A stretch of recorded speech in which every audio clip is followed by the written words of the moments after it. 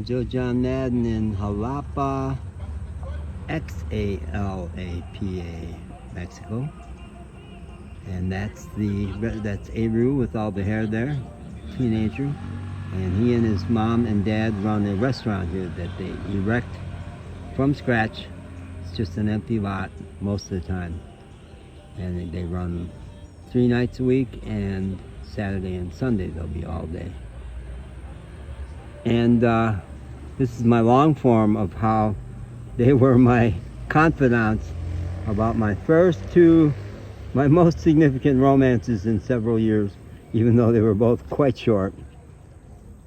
The first one was, I had spent 3 months in El Diamante, which is a tiny little 400-person pueblo, because my car broke down there, and turned out the repairs just kept getting more expensive, that I couldn't afford them, and I was stuck there for 3 months, and finally they put in a new motor, which really left me strapped. And I still have transmission and brake problems, so I may be poor again this month, we'll see. This little path runs up to the barrio, the poor person's neighborhood. On the other side of that street, which is Francisco Villa, this is Francisco Villa School and El Jardín de los Niños daycare. That on the other side of the street, it's very middle class. People have got great apartments and nice cars. Over this, I thought it was just one block, but it turns out there's a honeycomb of little concrete houses, apartments, running down the hill, maybe 60 to 100 homes in there. And I like the poor people better. And Eru the other day, I park in both places.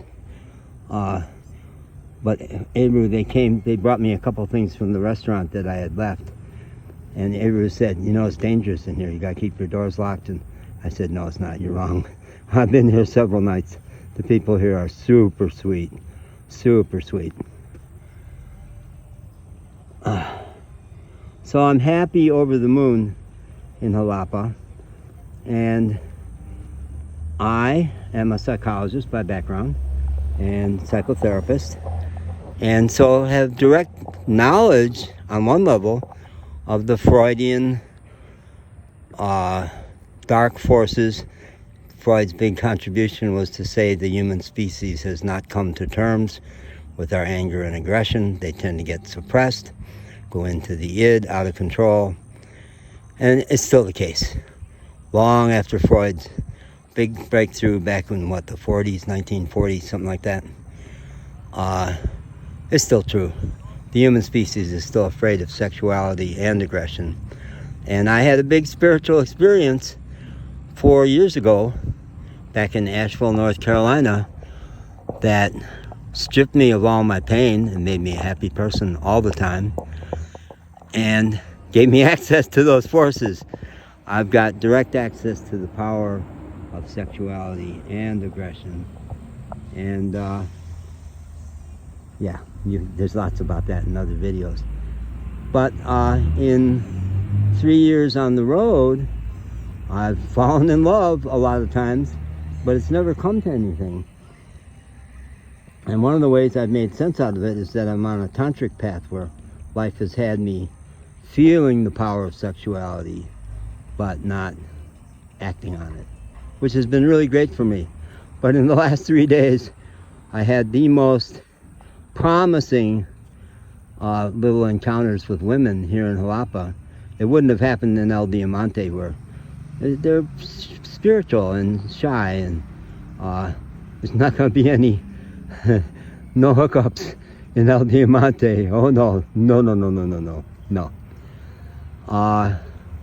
So I had a breakfast meeting with a cousin. I mostly hung out with the Areli family. They were 3, the grandparents and 2 of the kids and their families ran a restaurant. And I ended up spending part of every day, big parts of almost every day with them around the restaurant, because they had a Wi-Fi. It was also a hotel. And wonderful, wonderful experiences with them.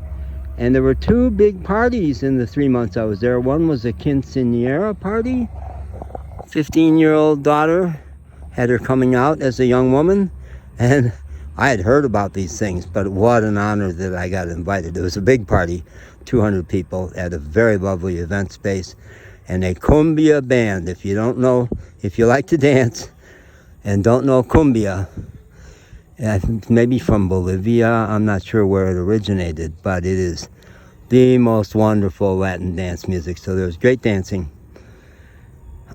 And then there was a second party just a few weeks later, a 100th birthday party. Miguel and Erubiel were the grandparents who Erubiel, the grandmother, had opened the restaurant and was the doña, and Miguel was the don. And so family came in from all over for that party, and it was there that I met Irene, who is a prima, a cousin from Jalapa here. And I didn't have much Spanish. I'm getting better, but I mostly observed. But I knew she was interested in me because I do this sneaky thing of taking selfies over my shoulder, and I can see what's going on behind me. And I saw her looking at me, so I said, yeah, she's interested.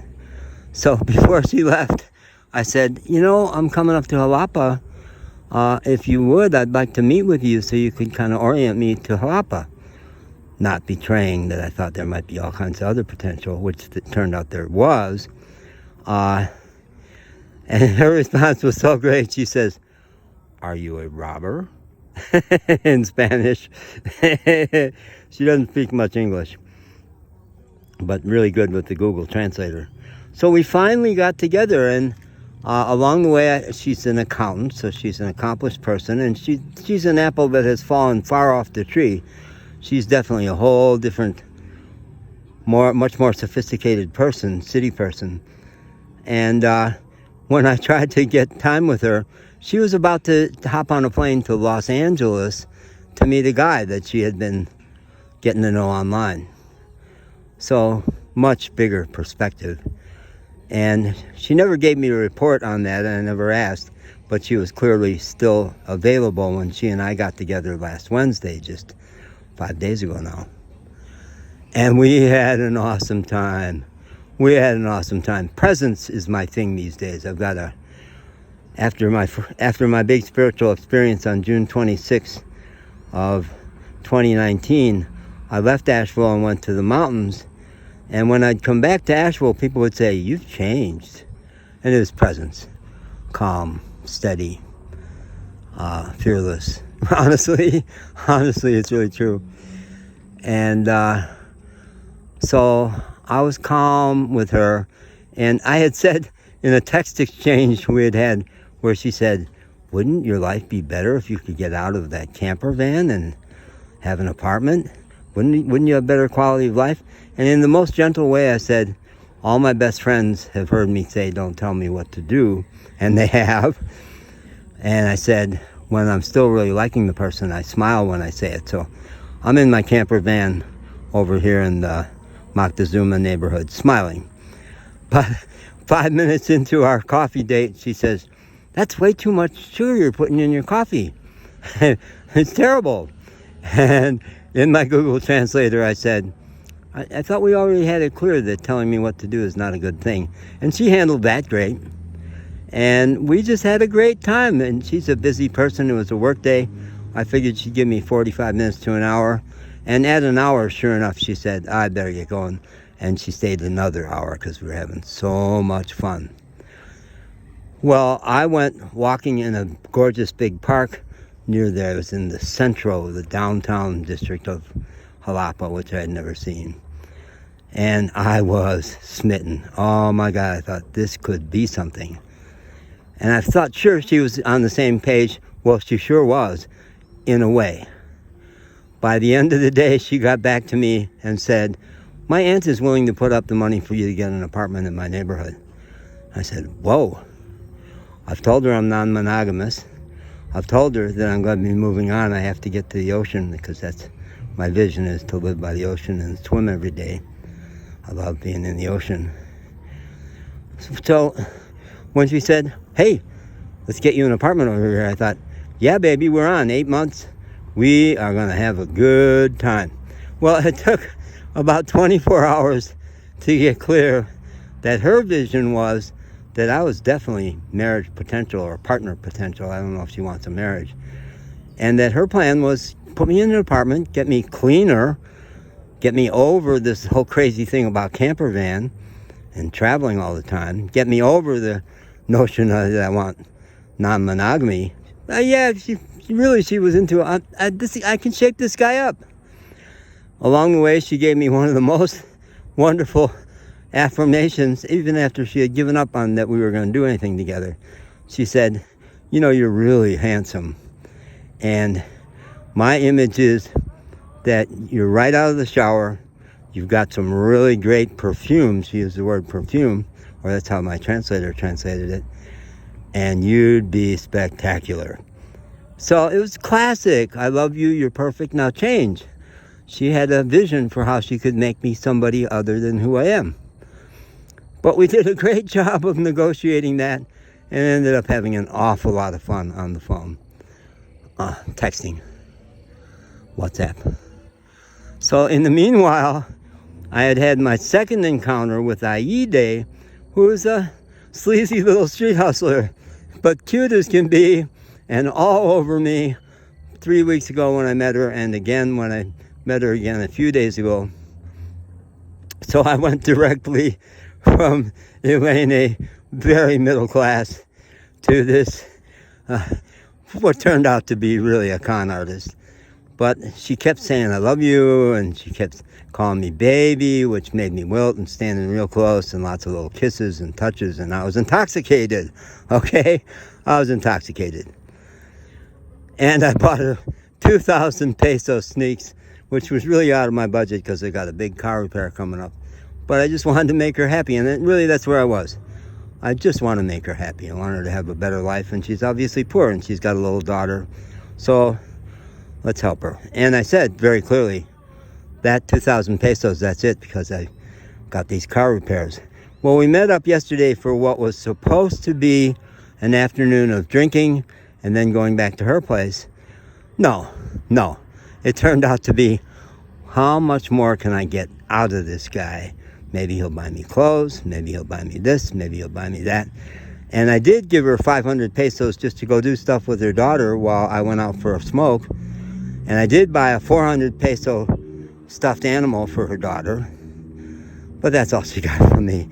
And when she realized that was it, that the free soup kitchen was closed, she said, bye, see ya. So I have unfriended her on Facebook and blocked her on WhatsApp. And I'm regarding it as a great lesson because another friend, David, his secretary, had observed our first encounter out on the street. And she was frosty to me because she was very disapproving of what she saw going on. And he warned me, these young girls in Mexico, they don't want money. And I basically said, you know, if she's actually a prostitute, which I don't know that she is, hey, that's a new frontier for me. I've never done that. And if we have good sex and like each other and she needs money, why not? Well, it sure never got to that. But it was a hell of a learning experience, you know? I'm in the game. And so I came back and vented about all that with my friends yesterday. It was great. Okay. I'm breathless. Wow.